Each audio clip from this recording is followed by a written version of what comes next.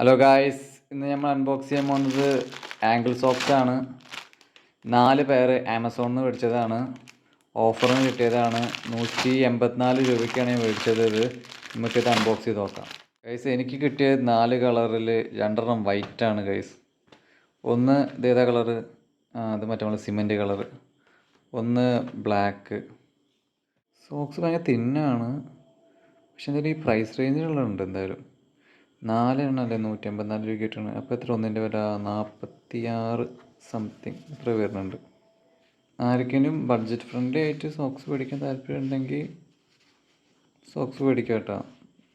അത്യാവശ്യം ക്വാളിറ്റി ഒക്കെ ഉണ്ട്. ടൈമിൽ ഓരോ കളേഴ്സ് കിട്ടണം ഓരോരുത്തർക്ക്. ഞാൻ റിവ്യൂക്ക് നോക്കിയപ്പോൾ ഓരോരുത്തർക്കും ഓരോ ഡിഫറെൻറ്റ് കളേഴ്സാണ്.